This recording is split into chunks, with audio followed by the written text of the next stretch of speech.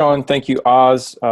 Thank you, Oz, for your leadership during your stint as the NADEC chair, and I look forward to working with Sean here this year and into the future. So yes, thank you, everybody. I'm glad to see so many participants on. You know, I get the privilege for the first time ever. I've done a lot of NADEC events in person. Normally, I am the guy at the end. I normally have the last panel of whether it's a 2-day event or 1-day event. So I get the pleasure of actually starting us off on a topic that I think is very important to everybody, and that's DEC engagement. And what does that mean? What are we talking about when we talk about DEC engagement? We're talking about engaging members inside your DEC. We're talking about DECs engaging with each other, and then how do DECs engage with the business community, partner organizations, and other groups like that. So I am actually very honored. I have two great panelists here.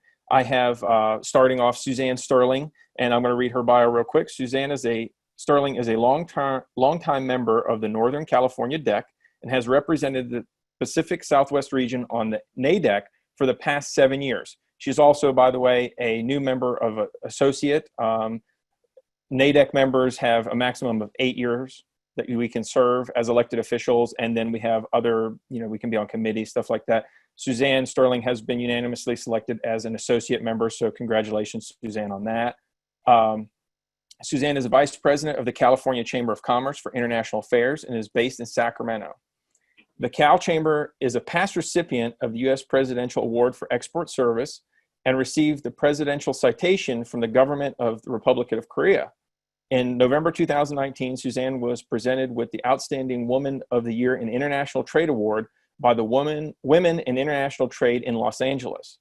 Suzanne, originally from Denmark, studied at the University of Copenhagen and holds a bachelor's in art and international relations from the University of the Pacific, where she now serves as a member of the Board of Regents. She earned a master's in arts from the School of International Relations at the University of Southern California.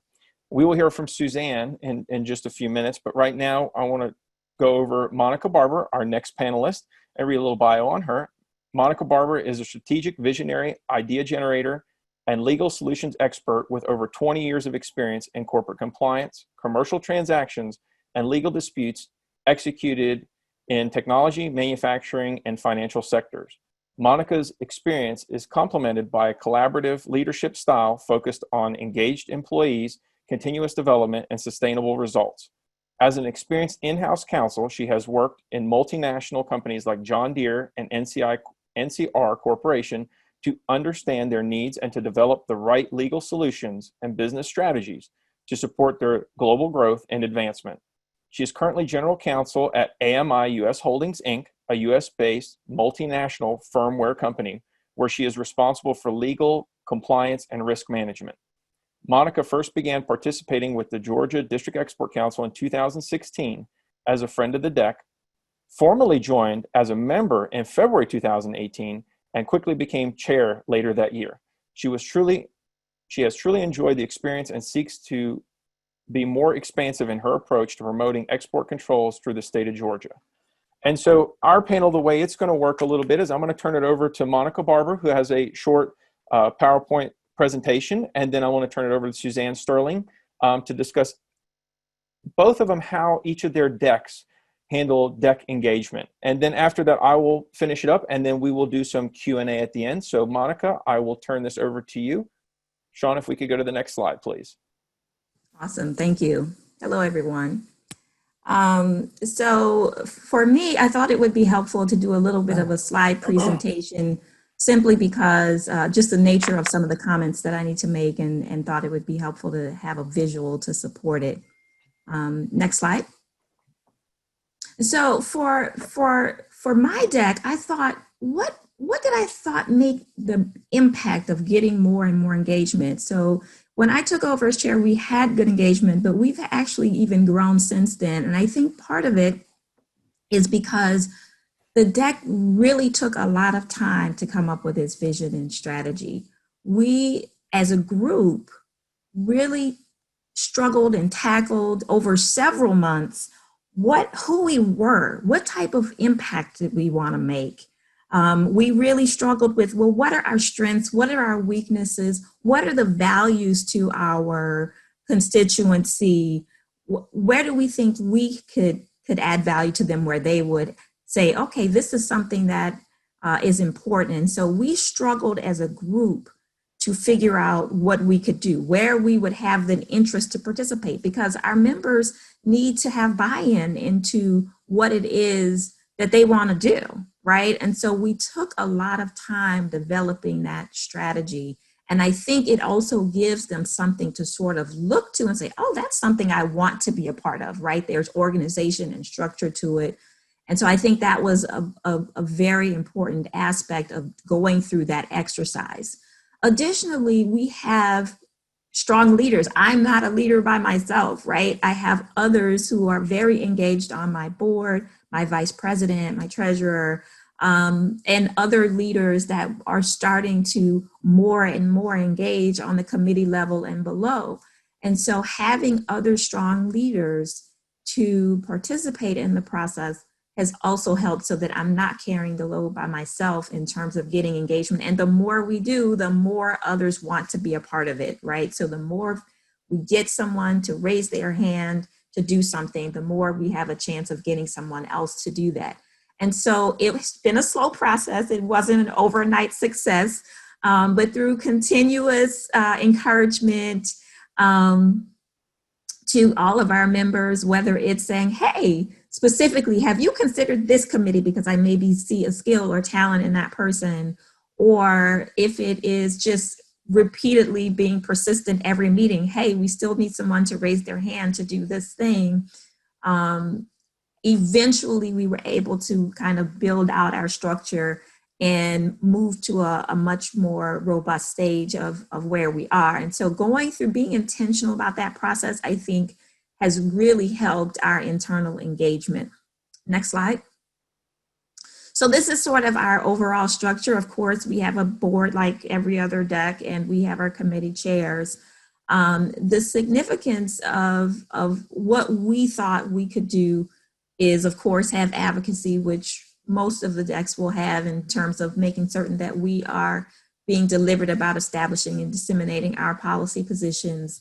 But our outreach and strategic partnerships committee is interesting in that it is responsible for member engagement. So being thoughtful around what we can do to continue to build that engagement with them, but then also engaging our strategic partners. We feel like we have an awesome government ecosystem within the state of Georgia. And so that gives us a really good foundation to work with those government partners, not just the UZAC, but also on the state and city level. We have good partnerships, but then also working with other trade associations. Our Training and Technology Committee, we are also very focused on not only Export U, which some of you are very aware of, and I'll get into that a little bit further, but which is also a very extensive initiative that we have launched into. But then also we are being more and more intentional about our social media presence and developing what our approach to social media will be, and being more intentional about our web presence. Last but not least, mentoring, engaging exporters right around exporting in very intentional ways is another area that we identified that we thought, okay, that's what it's all about. We really need to make sure that we are engaging our exporters and making sure that they have the resources that they need to continue their journey to exporting. Next slide. So between DECs, we also work on trying to make certain that we are more and more engaging and building that camaraderie with other DECs. So we were fortunate to host earlier this year, pre-COVID-19, a joint meeting with the Alabama DEC. It was an amazing experience because we were able to put together a more robust schedule or agenda, which included getting information from our federal stakeholders, and we were privy to really key information. A lot of our general meetings are kind of more operationally focused, but this allowed us to get a little bit more insight onto things that were happening or recent developments that were happening. But also I thought it was really valuable that we could share best practices across the DECs. So that was good, and building more of a knowledge of even what was going on strategically in each other states, right? Especially because we're neighbors. That's valuable, as we may have businesses that may have a crossover between the states. And so having that particular meeting is something that was valuable, and hopefully we will continue to do that. Of course, through advocacy, we are looking to always confer and share information between DECs so that we are building solid and consistent policy positions. And then last but not least on this, with IntraDEC, our Export U, right? Export U is a tool that we have developed that has a lot of resources, and I'll go into that a little bit further as well. Can we click to the next slide? So Export U is basically a database of, it's an enormous database of just all kinds of exporter information. Everything you can think of with, you know, that is showcased through webinars and also through links to other sites that we keep active and live. We just recently, you know, put out the full text of the country commercial guides, but we have all kinds of other information on this DEC, this Export U, right? So it's just really replete with good information, you know, everything from trade documents to regulations to financial information, how to connect with resources. So it's really, really a solid resource for the exporting community. Next slide. Where we really connect with our other DECs is that by we've also added the ability to sort of standardize our DEC websites, and we have not only the Georgia DEC, but we've done the DEC websites for several other DECs at this point, and basically sort of giving a new, fresh look, but then a standard look across all of our DECs. We thought there would be some value in recognizing each of the DECs around the country, but then there's also each DEC that has joined with us to do their templates also has some ability to sort of make the website their own. There are some who have added a photo gallery, or some who've added pictures for their contact us for each of the members. Some have done profiles that are quick links to, you know, figuring out who would be a good mentor for them. Some have included their LinkedIn links, so there are some areas that on these sites allow for that DEC to share the unique aspects of their DEC.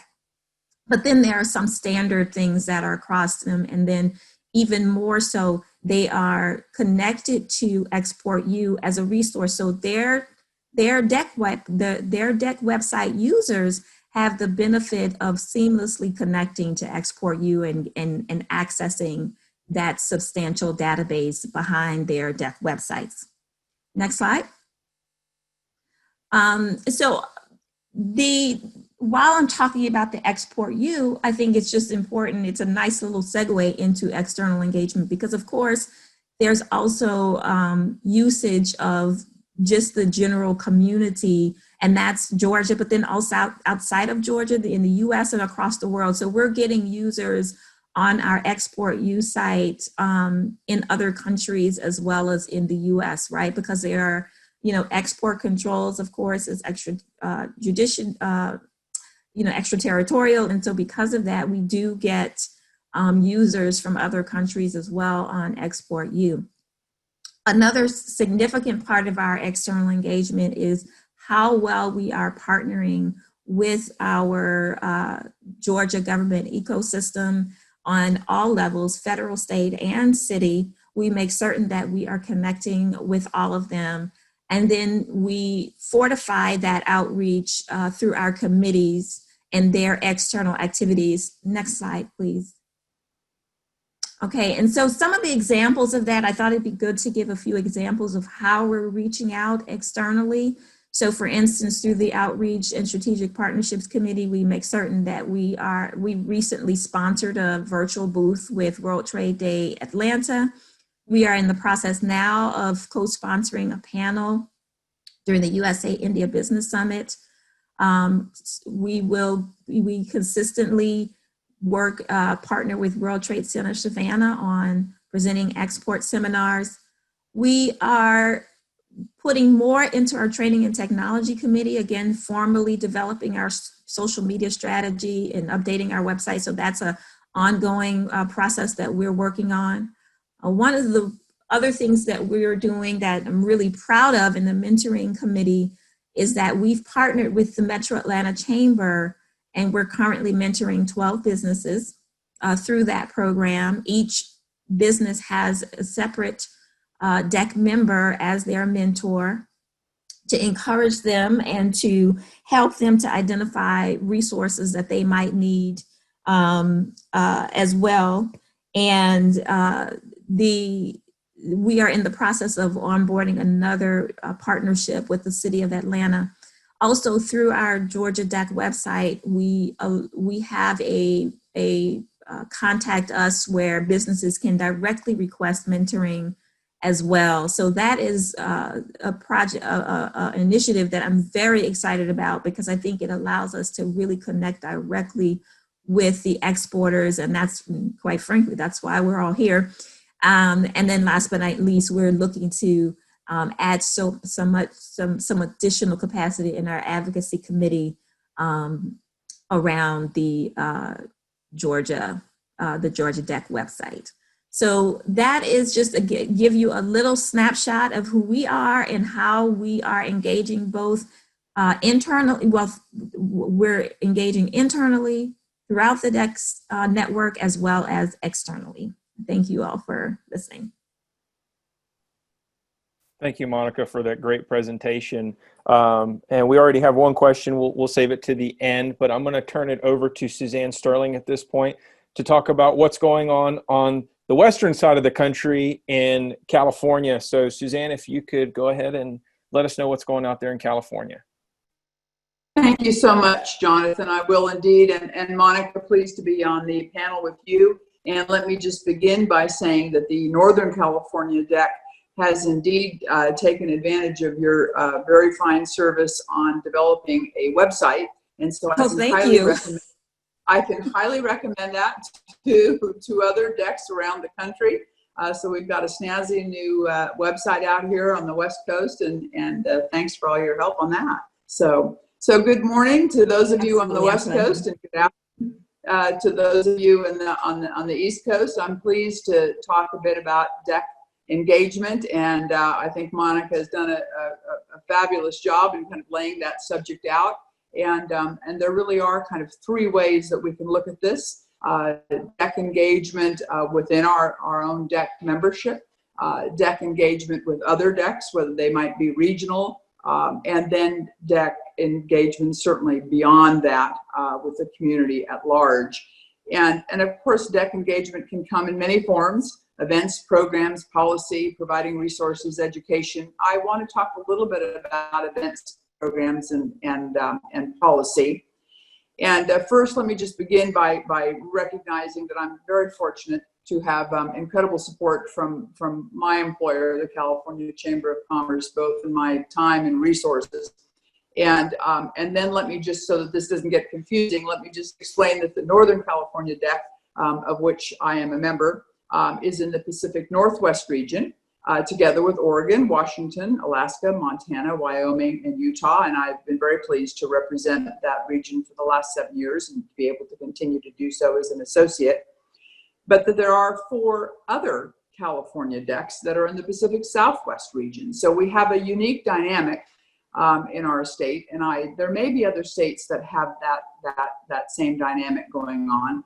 So we have to kind of work a little bit extra hard to make sure that our state is unified, and we do that. So that works out fine.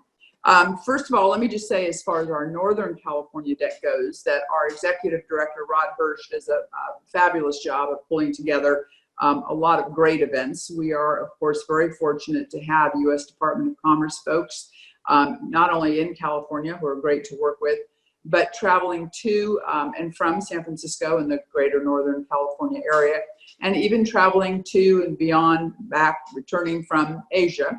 And we take full advantage of those visits to Northern California. They are wonderful opportunities to be able to connect with U.S. Department of Commerce officials and kind of hear the latest, whether we do a small roundtable, a small gathering for our own membership, or whether we do it and try to engage others.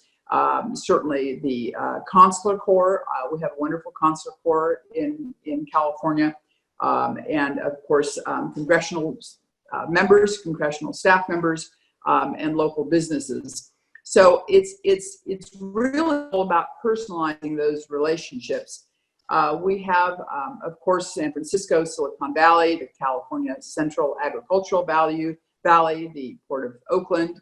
So we have a diversity of interests, whether it range from high tech to maritime to agricultural interests. So we try very much to make sure that we've covered every single industry base in our deck, and that we can provide information to them, about them, for them.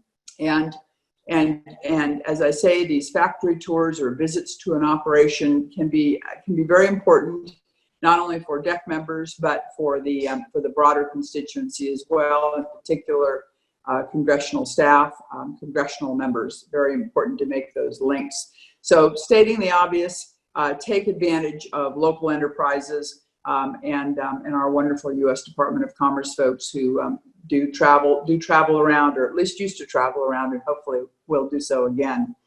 So I represent a statewide business organization, and I'm aware of the power of the brand of California, be that as it may.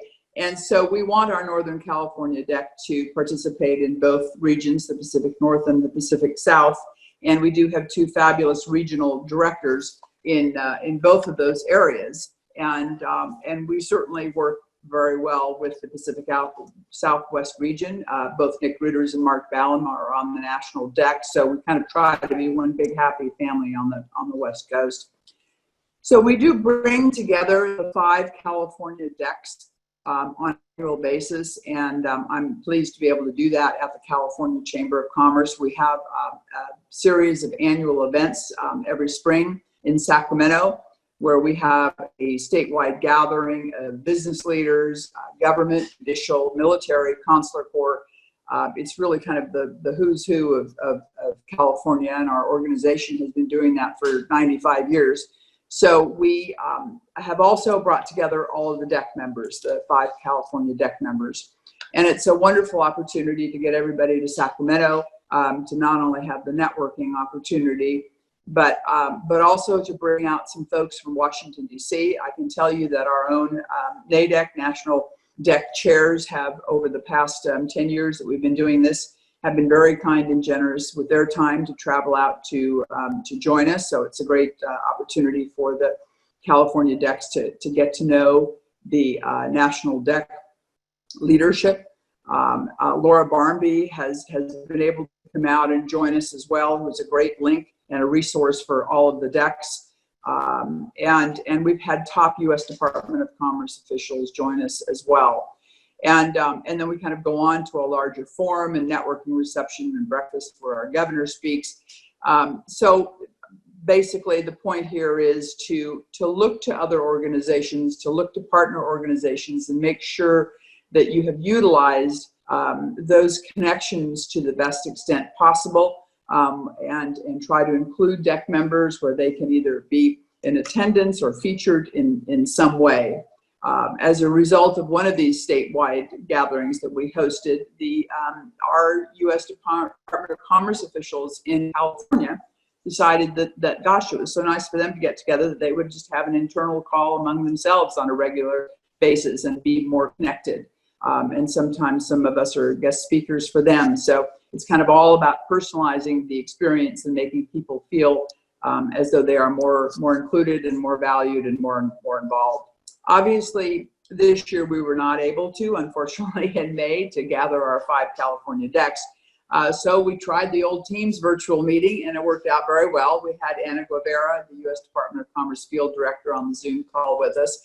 And it really did make me realize the power of these calls. And I think that even as we go forward and have, hopefully again, in-person meetings, that we might do periodic virtual meetings.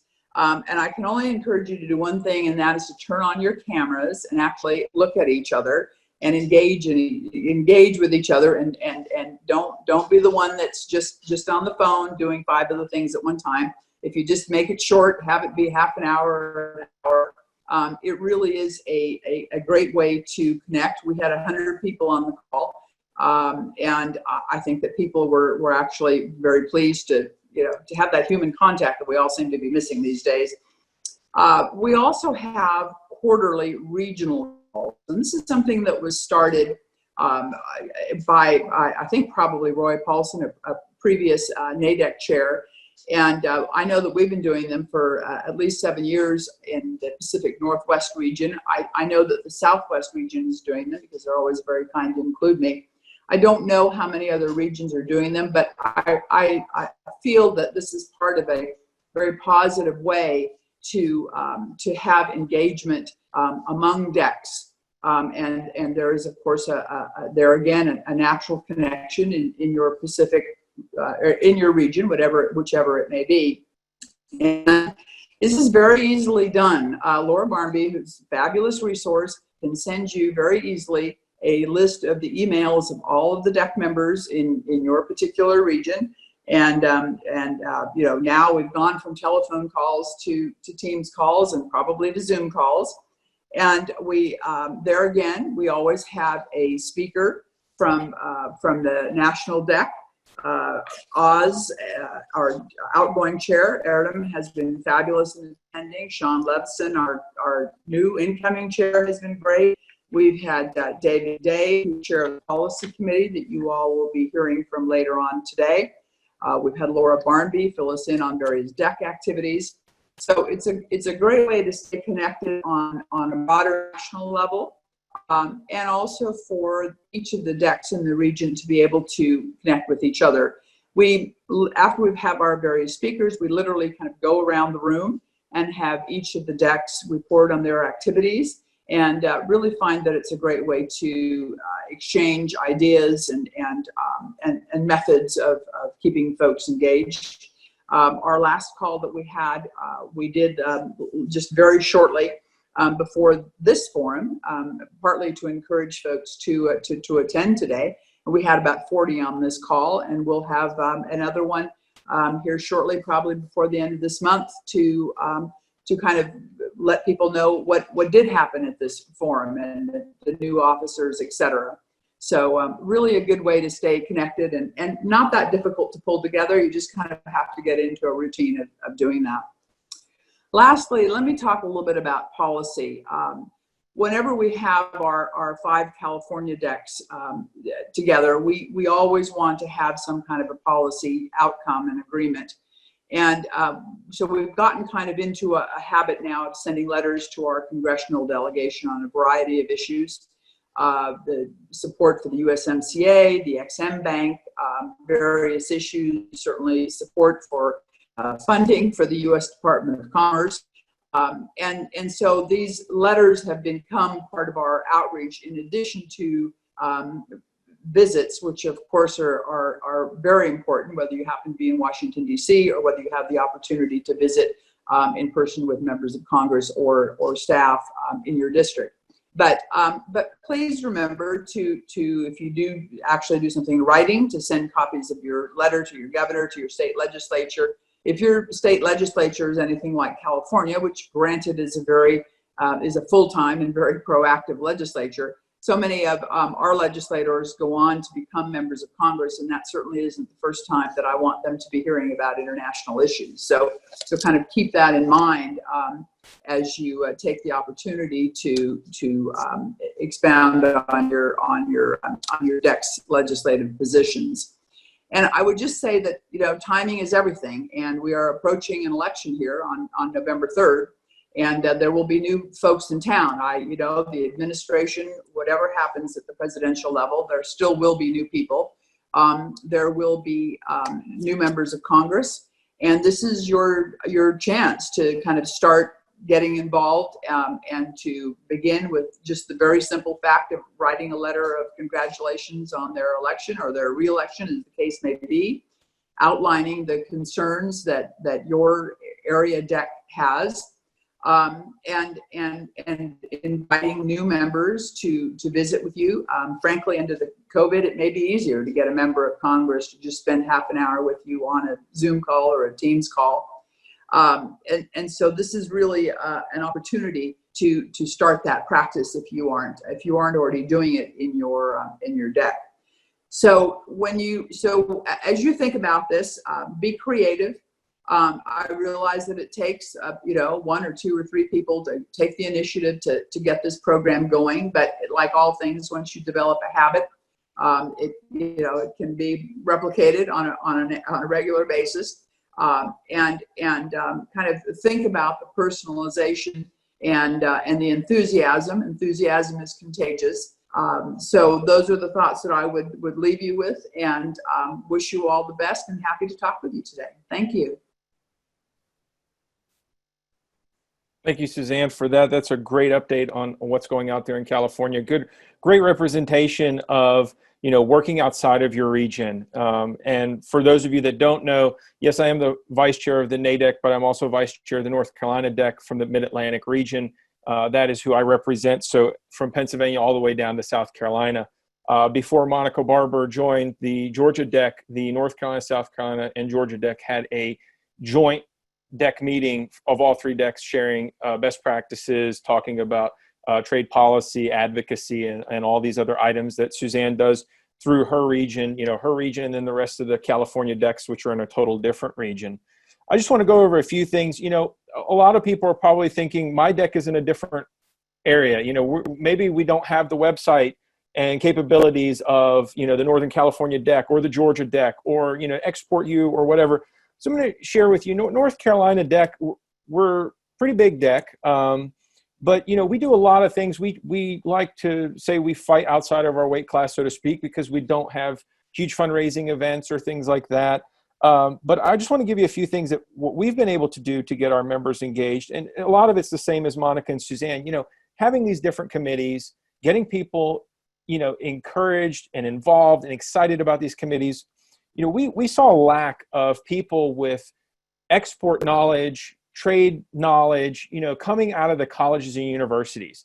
So the North Carolina DEC decided, hey, what are we going to do? So we created a program called Building the Trade DNA, where basically DEC members are going to colleges and universities and giving speeches, or even high schools, middle schools, judging, future business leaders of America or other organizations like that, judging their international trade or international business projects. What we found that the colleges and universities were very open to us coming and speaking on these matters. What it did for North Carolina DEC is really reinvigorated some of the members, got other members that maybe couldn't really find a home, they didn't find a committee they really liked. They were able to kind of tag along onto this Building a Trade DNA, and we actually broke it into two categories. One was going K through 12, which is very interesting, going to speak to a third grade class on containerization and export controls and stuff like that. But it's really cool when you get pictures and letters from the students, drawings and stuff like that. And then, we had another group that just said, we want to work with colleges and universities. Let's work with the MBA programs, the bachelor's programs, and let's see what we can do. And we found a great traction with that. But like I said, North Carolina, because of our proximity to South Carolina, at least once a year, we do a joint DEC meeting, share best practices, everything. Because I'm on the NADEC, I go to all the South Carolina DEC meetings, whether it's virtually, by phone, or in person. Give them kind of an update because they're really close to us driving-wise, especially for me. But we're also working on a joint trade mission for 2021. So I don't know if any of you DECs out there are thinking about that, but that's something where you can pull resources and get 2 or 3 DECs and say, hey, how about if we do a joint trade mission somewhere? And so we're looking at the EU for 2021, the latter half of the year, not the beginning of the year, because we want to let COVID to calm down. But, it's just different things that DECs should do to not only get their members engaged, but also, how do we engage with the other decks? How to work together with everybody? Export training seminars. Monica did a great job talking about export 101s. That's one of the things North Carolina does a lot of, and South Carolina. And sometimes we do them jointly. Sometimes, website globalization may be beat to death in one state. So you might say, hey, you know what, between the two states, let's just kind of do one in a central location, and we do some, cost sharing and everything like that. Another thing is, Suzanne's a great example of, her Chamber of Commerce working with the DECs and being able to do that. Well, in North Carolina, we do a lot of partnering with, like organizations. So it could be our state trade promotion organization, could be SBDCs, stuff like that. And so what has happened in North Carolina, this was prior to me joining the DEC in North Carolina, so I can't take any credit for this. They have a monthly call. So my DEC chair and all these organizations, from commerce to the state trade promotion to SBDC to SBA to even XM, will get on a monthly phone call and discuss what are they working on. That way the DEC is actually engaged with the business community that way. And then a lot of times our chair will say, hey, if you're working with this company and they're having this problem, this DEC member would be great to reach out to because he or she may be able to answer questions. They may be an expert in this market. Things like that. So these are a lot of ways we can get DECs engaged and members inside of DECs, DECs working with DECs, and then DECs working with the business community. But I'm going to leave you with one question that our NADEC chair left us yesterday. It was the final question he asked of our meeting. And that is, if you're a DEC, a local DEC, and you have money in your DEC coffers, what are you doing to promote trade and export? What are you doing with that money? If you know that you have X amount of money that you need to run your operations for the year, and you have an excess of that, what are you going to do with that excess? And I just want to give you a few things here from my personal experience, what we do on the North Carolina DEC. Not saying you have to do it, just saying every DEC's different, but you need to really think about what are you doing to help promote exports. I mean, that's what we're here for. That's what we're here to do. We all want to do fundraising events, and we build up what I call the export war chest. But how are we going to spend that to best promote exports? And so a few things here is in North Carolina, we do a gold key stipend. So any company in North Carolina wanting to do a gold key through commerce, we give them a stipend. We try to actually also sponsor networking events for trade-related meetings. So if our World Trade Association is having a meeting, we're going to have a North Carolina DEC speaker. We may host a lunch or, an after-hours cocktail hour, something like that. We sponsor the NADEC conference. We sponsor trade wins. We may even join a local chamber if we feel that we can actually grow exports that way.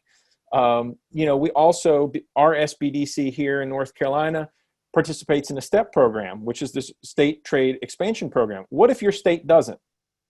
A STEP program will pay for a lot of things, including grants for website globalizations, grants for translation services and brochures, grants for, actually going out to trade shows and stuff like that. Maybe your DEC could do that. These are things that local DECs can be looking at and helping promote exports. And so, I'm going to leave that as the last part of my speech here, and we're going to go right into Q&A. But I just want to let you know that, it's very important for DECs to be thinking about how are you going to promote exports and how are you best going to use your resources, whether it's Monica and her website and her export training tools to Suzanne and her joint DEC meetings and trade policy, items that come out of those joint meetings, to even how are you going to use the money in your accounts? These are all things that DECs are going to have to sit down and really think about through the rest of this year into next year and figure out how you want to handle 2021 and beyond. But I'm going to go ahead. I'm going to be quiet now. I'm going right into Q&A here. And Monica, looks like we got a couple questions for you looks like some pretty easy ones. They would like to know who is the best person to get information on DEC website opportunities. Would it be you or would it be somebody else? Oh, Bob Irwin. Absolutely. He's our guru when it comes to export use. So he is definitely the resource, but of course they can reach out to me to put them in contact with Bob. So that's an easy one. But he's definitely the person to reach out and can give them all the details they need to get a DEC template. Okay, and I will make sure that we get his contact information out through the NADEC channels, if Okay, that's that's okay with awesome. you. And Absolutely. I have another question for you real quick. This one actually comes from my home state, and it is, they would like to know, how does Georgia DEC get word out about your Export U database? We know you use your website, but are there other media channels that you're using to get the word out? So we are still working on getting more of the word out, but we have a lot of word of mouth right now, and we have a lot of, because we work with the various partnerships, they share the information for us as well, right? So the more people are using Export U, we're doing a lot with our word of mouth and through our government partners and various resources that know that we exist, and so they share it with different new exporters. Okay, and now I have some other questions here. I'm going back and forth between the chat and the questions. One more, Monica, it says from Ursula that she is loving the co-branding idea of a common website, look and sharing. How do you share the costs of this endeavor? Can you give them any idea about the costs? Sure, I can answer that. And one more thing, we haven't finished our social media strategy, but that's another one that we would be using to promote Export U. So that's underway to sort of bring more traffic once we have our social media strategy completely built out. So I wanted to make sure that I added that. So we are going to be a little bit more intentional about how we can get more traffic to Export U from the social media aspect. The question about sharing, we're not really sharing. It's just a nominal cost if you want the template, and Bob helps you to set it up and kind of gives the, we definitely need a point of contact within that deck that's going to take on the parts that deck has to do related to the website. Mostly what do they want on it, and then Bob sets it up, and then he'll give them further direction on what's needed to kind of maintain it going forward. Okay. Now we're going to switch gears here. I have a question about the North Carolina South Carolina Joint Trade Mission. We are working with Commerce on that.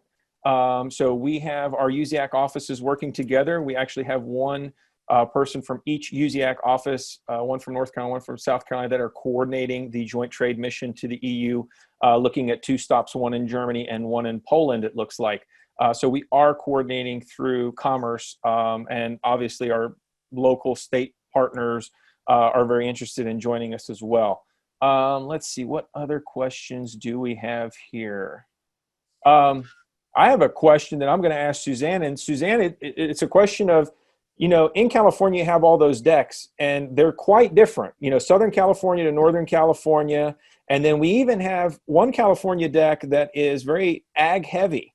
So how do you see the decks interacting, being that they're so different and cover so many different industries, and maybe, Northern California industries may be different from Southern to the decks that maybe handle ag and other stuff?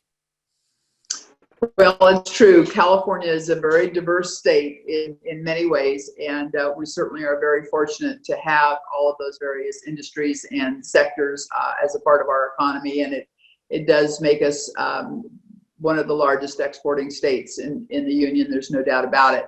But I think that's really the strength for California, and our decks, despite the fact that they may have different industries or interests in their particular districts. I think that when it comes to major policy issues like the USMCA or the XM Bank or whatever it may be, that those are all positive touchstones, regardless of whether you're in agriculture or high tech or manufacturing.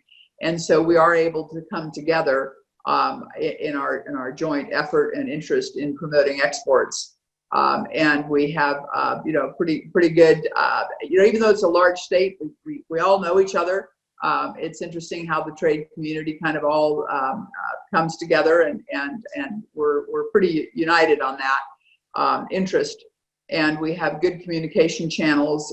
We have, I think, certainly the U.S. Department of Commerce and their list and getting information out.